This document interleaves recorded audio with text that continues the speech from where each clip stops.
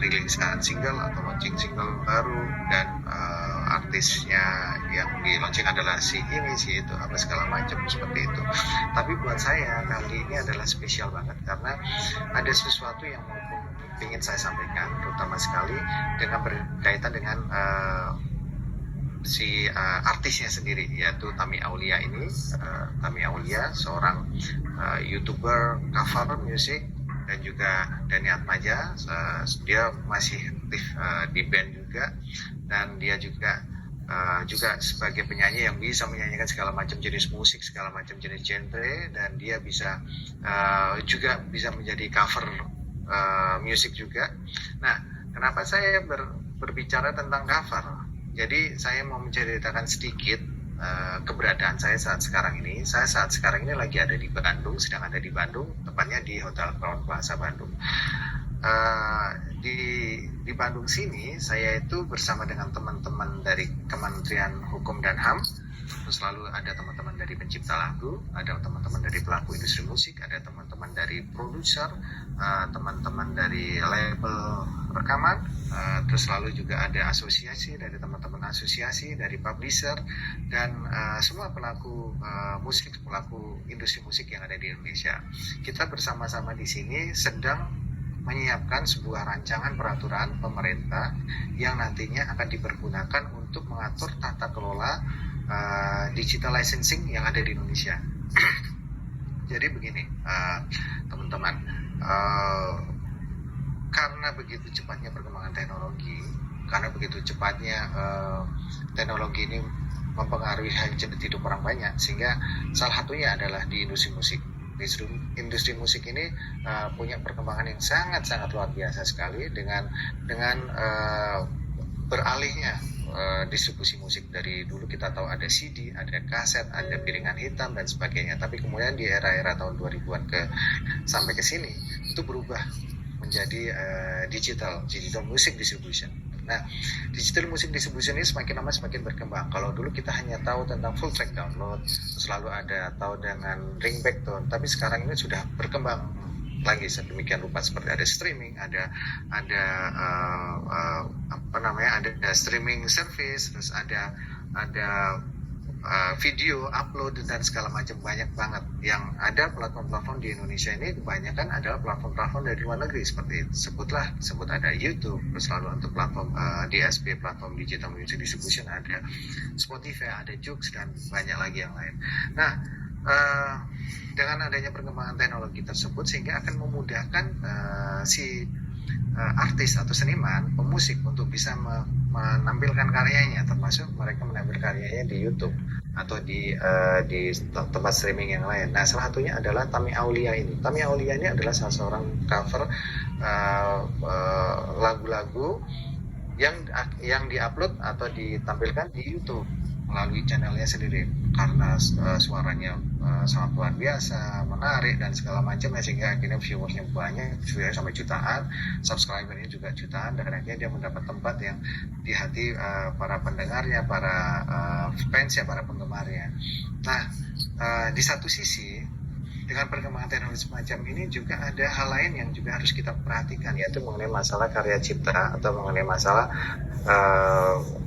pengapresiasian atau pengakuan atas karya cipta, yang dimana kadang dari cover-cover tersebut kadang mereka tidak mencantumkan nama penciptanya atau mereka tidak memberikan sebuah kredit title pencipta yang di situ. Nah, itu akhirnya terjadi sebuah hal yang akhirnya tidak seimbang atau tidak balance antara si penciptanya sendiri dan juga antara si artisnya itu sendiri yang mengupload karya-karya tersebut. Nah, inilah yang nanti akan kita atur di dalam tata kelola digital licensing ini, supaya nanti semua pihak akan merasakan nyaman dalam berkarya di musik. Jadi dari penguploadnya, dari yang punya lagunya juga, selalu dari yang membuat videonya juga, semua pasti akan mendapatkan porsi, karena di dalam sistem platform digital sebenarnya sudah terangkum tools untuk bisa mendistribusikan itu dengan baik gitu loh. Tapi cuman memang ada ada orang-orang yang mungkin tidak paham atau mungkin sengaja mencari keuntungan di situ. Akhirnya terjadilah seperti yang terjadi dengan karya saya. Kenapa saya kok bisa ada hadir di sini dari teman-teman pencipta lagu, karena memang ada terjadi sebuah indikasi pelanggaran pidana yang dilakukan terhadap karya saya. Jadi ada salah satu lagu karya saya, bukan salah satu sih, ada beberapa lagu karya saya seperti contohnya Ternyata Cinta, itu nama penciptanya bukan nama Piu lagi, tapi diganti Piu Diningrat. Terus habis itu ada Semua Tak Sama, itu diganti namanya jadi Anggoro Santoso, dan ada banyak contoh yang lain seperti itu. Dan menurut dari pihak Kementerian Hukum dan HAM, dari Pak Wamen sendiri, dari Profesor Edi, dia sebagai pakar hukum di Indonesia, menyatakan bahwa itu memang adalah pelanggaran pidana. Tapi ketika kita harus memasukkan itu ke ranah pidana dan kita meminta si agregator atau si platform itu untuk kita mengajukan keberatan atas upload tersebut, atas upload lagu dengan tulisan pencipta yang sengaja dihilangkan dan diganti dengan lain, itu mereka hanya bisa bilang bahwa oke, kalau umpamanya kalian tidak setuju, kita akan take down aja. Bukan seperti itu kan. Jadi maksudnya bukan not simple as like that gitu loh. Jadi itu harus ada diruntut lagi. Kemarinnya seperti apa, berapa banyak orang yang sudah menguploadnya, berapa viewer yang sudah melihatnya, itu sebenarnya yang harus kita dapatkan, hak-hak semacam itu. Nah, tapi karena itu tidak ada pengelolaan, tata kelolanya tidak ada, sehingga akhirnya menjadi bias, sehingga akhirnya menjadi semua orang bisa melakukan itu dengan seenaknya. Nah, inilah yang akan kita lakukan bersama dengan teman-teman yang lain yang ada di Bandung ini. Nah, kembali lagi dengan Tami, ini sebenarnya adalah sebuah sarana saya bersama-sama dengan Tami untuk kita bersama-sama untuk memajukan industri musik Indonesia supaya lebih baik, supaya lebih benar, supaya bisa lebih berbenah lagi, supaya bisa lebih terarah dan semua bisa menikmati porsinya masing-masing, sehingga seperti Tami-Tami yang lain nanti tidak akan khawatir lagi, oh kalau aku cover ini udah kita punya prosedur yang seperti ini, dijalankan saja. Jadi umpamanya yang mencantumkan nama pencipta itu nanti akan terjadi claiming secara otomatis kalau memang itu bisa dijalankan dengan benar. Jadi salah satu alasan saya untuk